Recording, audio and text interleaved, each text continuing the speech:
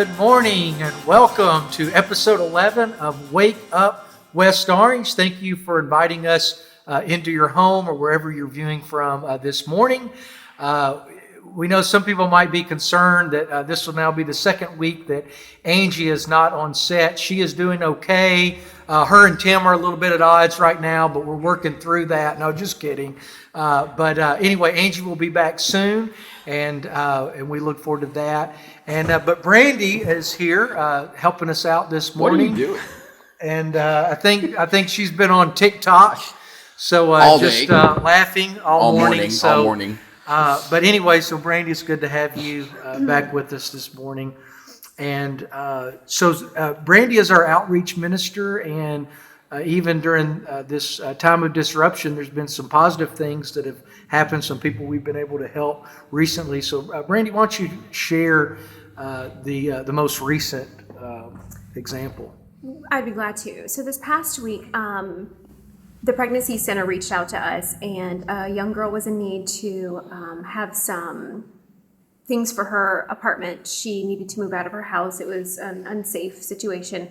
And within 2 hours of posting on my personal Facebook and then the church's Facebook, we had over 55 people calling and texting and emailing of how to give donations. So literally within an entire day, this girl has like basically everything she needs to move into her apartment. So Wow. with her 4-month-old baby. So that was really awesome.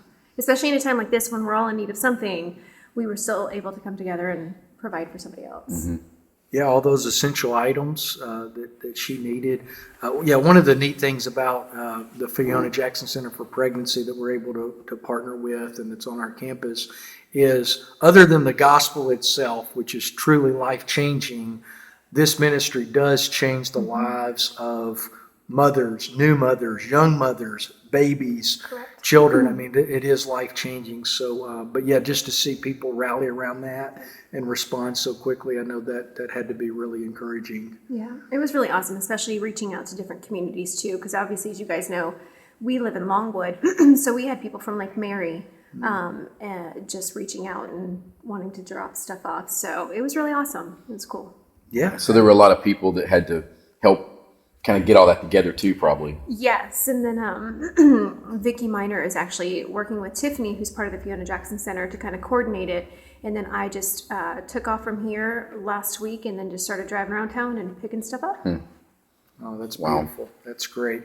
You know, during and we've had some conversations on this, but not that anyone can predict the new normal, and specifically for churches, everything that's going to look like, and no two churches are exactly the same. We're all autonomous, but there have been predictions that churches can expect to lose on average 10% of their members that will never return or be a part. Wow. And maybe those were the people that were the most loosely affiliated already, but that is one of the projections. Another one that's kind of negative is for all faith communities and faith-based organizations that they can expect to lose anywhere from 10 to 25% of volunteers.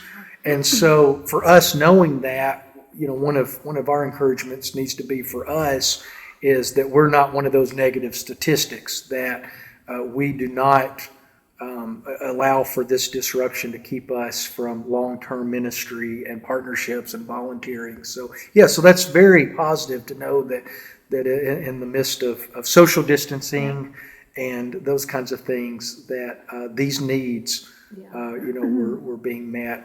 So kind of with that and discuss a little bit. So this is something I was wanting to do a devotional on at some time, but we'll just do it as part of our conversation here this morning. In Matthew 8, verses 1 through 3, it says, "When Jesus came down from the mountainside, large crowds followed him. A man with leprosy came and knelt before him and said, 'Lord, if you are willing, you can make me clean.'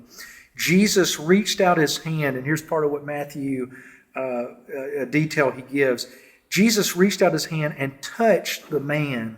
"I am willing," he said, "be clean." Immediately he was cleansed of his leprosy. That story for the last 4 months has really taken on a new meaning for me, because I went 3 months recognizing not one person had shook my hand. And so I had not shaken one person's hand. And outside of my own children in my home, no human contact with anybody. And, it made me think about, there are people right now, while I'm used to that community and used to eye contact and things, and we're still able to do that, but that there are people that, beyond people needing items, we all need human connection. Yeah. And even with us meeting back on campus, and for those that can be here, while the majority of us are wearing masks, we have opportunities right now to look people in the eye and just listen. On Sunday, for example, and hear. So I don't know what you guys might share with that, but something we can all do. We may not all have something to donate, or may not be physically able to do certain things with volunteering, but each of us, through social media, but also just in person, whether it's at a grocery store or if it's on this campus or with our family, that we have opportunities to connect with people, and sometimes physically touch, but sometimes just just to empathize with someone or listen to someone. That's what I was thinking of the story. The man had leprosy and didn't want to have it, so being healed obviously was paramount in his mind, but Jesus touching him was really what he needed. I mean, you couldn't do that. He wasn't even supposed to be that close to him by law. But, today we have a lot of, we've talked about this more than once, where, like in our neighborhood, if you're walking or whatever, and everybody is just away from each other, and they get off the sidewalk and nobody's right by each other. And that's starting to slow down a little bit, I've noticed, but it's still, people are still very avoiding of one another. So what are the other ways, like you're saying, that we can help each other and be there for each other, even if it's not through, not just physical touch, but even close proximity? I was wondering about how things would work out when they were doing all the things for the girls from the pregnancy center. How can they be around each other? How, of course, masks and stuff would still be a part of it, but I think it's opening up a lot of conversations for us as a church family, that through outreach specifically and just our relationships, how are we going to be there for others and for each other if touch is still something that we don't want to be involved in? So. Well, that you can't be involved in, but I think when you're doing something like, what we just did last weekend, and I mean, you see it around too, there's other places that are handing out food and doing haircuts. When that you're still doing God's work, I think I just feel like there's that extra hedge of protection around you, knowing that you're not out there just, trying to do it just to do it, but you're doing it because even though the world's going through this pandemic, people are still in need. Like these people's situations, it's a cycle. Yeah. And they're still trying to get out of it, and without someone's help, they can't do it alone. So we just have to do our best in being safe, but then we still have to be the hands and feet of God. I think outreach too, if you let that word really kind of blow out a little bit, is it doesn't just mean, can you give us money or something to help a person that doesn't have it, but maybe to that first statistic that you were talking about, the 10% of people that may not even come back. How can we keep that from happening? Like, how can we find out? I want to know also within that, is it they don't come back to a building, but they watch? Are they still engaged in some level, or does that mean they, for whatever reason, have gotten so accustomed to not being there that they just choose not to come back?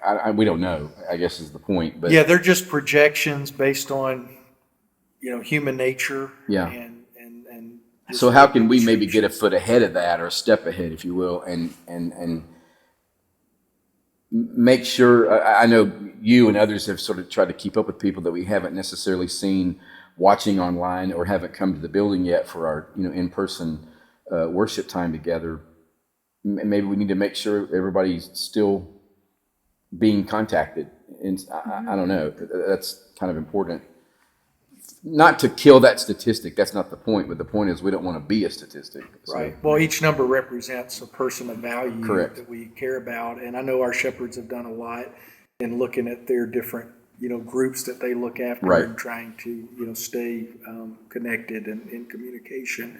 Yeah. So also, I don't know each viewer's experience, but my experience more recently is that when I'll pull in the driveway in the afternoon or get home, that neighbors being out in their yard, that they more start kind of inching their way towards me. Yeah. And so it's like, hey, this is an opportunity not just to go inside, but to walk over towards them. Yeah, still stay 6 feet apart outdoor, but like just to listen to what they have to say. That there are people that are needing that human interaction.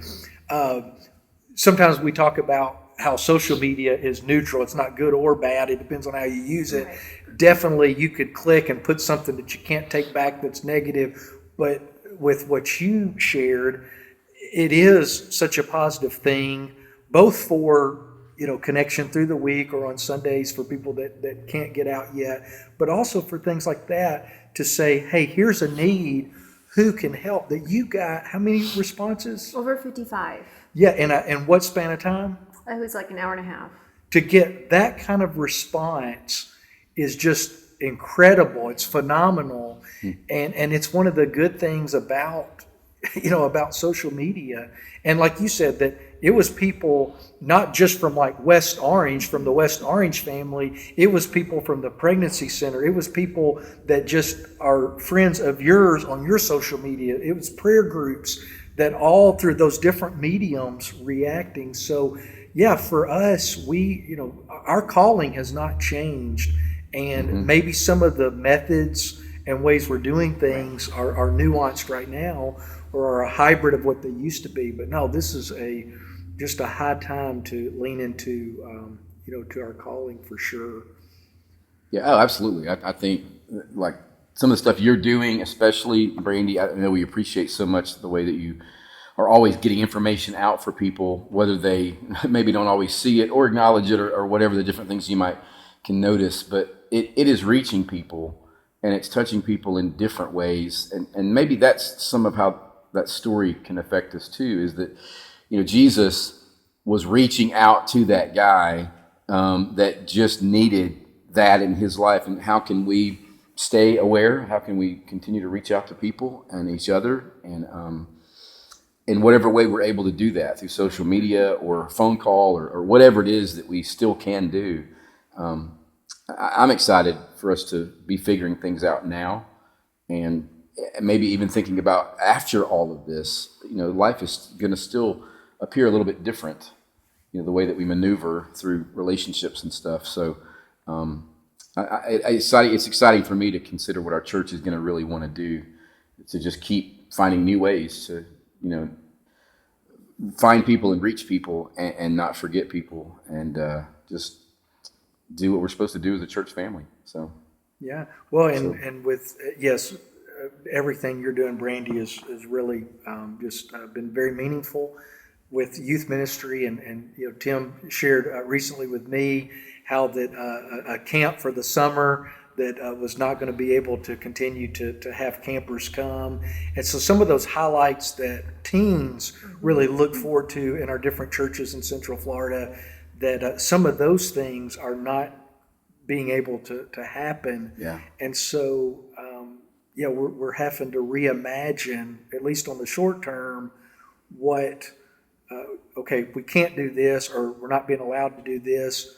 What can we do? Mm-hmm. Right. And I think that's the attitude is to have right there is, oh, well, we can't, and we stop. And instead of that, we just say, well, then let's come up with 10 things we can do instead. Yeah. And try them all. And if all of them but one fail, then we found the thing that works, whatever that is. So.